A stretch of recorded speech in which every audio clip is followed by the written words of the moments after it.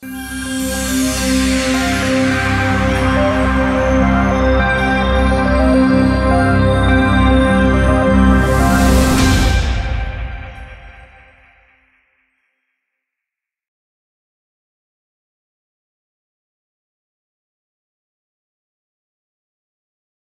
es tāpatās, es saku, nu, iedomājies, ja tā šāda te maza kustība, ja šāda, tas ir tā kā zemestrīces mikroskopā. Un ja tev, piemēram, ir kaut kāds stress, tad tās mazās kustības, tādas vibrācijas jau momentāli parādīsies. Jo tur ir kaut kāda, nu, teiksim, no 10 līdz 12,5 reizes palielinājums, un viņš momentāli tad viss tā staigā. Pat cilvēks, ja noieg mikroskopa kājām, tā kā lācis, tā tas mikroskops jau viss vibrē to liņās. Un tāpēc saku, un tas stress, kas ir, vai arī, ja man iepriekšējā dienā ir kaut kāds pasākums bijis, tas noteikti nākamajā dienā nedrīkst operēt. Tas jau man ir gadiem jau viss, jo momentāli kaut kāda paliek vibrācija iekšā.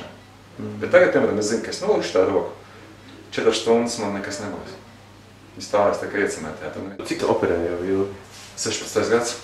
Un es vidēji operēju aptuveni 160 operācijas gadā. Kā 2500 izoperējis jau. Garāka operācija kā tev bijusi? 13 stundas, 2 etapu operācijai.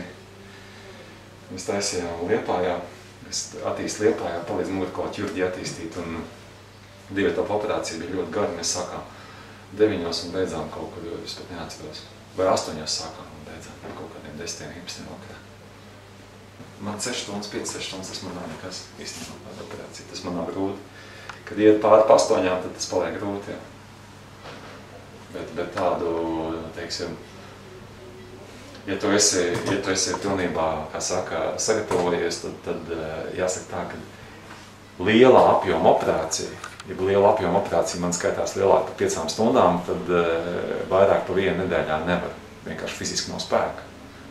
Jo tu vari mēģināt, varbūt tās kādu nedēļu, 2 iztaisīt lielā apjoma operāciju, bet tad tomēr tu esi baigi izsmelts. Man jāsaka, man pašam es esmu 6 operācijas dienā iztaisījis. Man ir bijusi lielākais skaits, kad es izoperēju 2 kaklus un 4 jostu diskus. Tas man bija pavisam nesen vēl, aptuveni mēnesi atpakaļ. Es nekādā gadījumā negribētu teikt, ka tas ir rekords, bet tā bija nepieciešamība, jo pacientiem tie stāvokļi bija tik smagi, kad es diemžēl nevarēju neko pārlikt, un neviens nebija miera vairs gaidīt. Nenoliedzami 6 operācijas iztaisīt, tas bija priekš manī, tas ir grūti. Tas ir ļoti grūti, jo ne tik daudz koncentrēšanās spējas, bet baigi izsīks cilvēks, baigi daudz enerģiju paņem. Jo tā 1-2 stundu koncentrēšanās, kas tev absolūti tev vienkārši ir, tas tā kā, es nezinu, veiks mašīnu izņaukt kaut ko.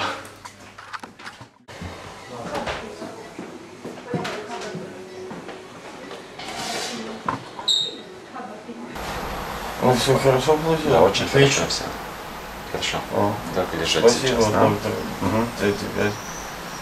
Спасибо большое. Хорошо, сейчас уже.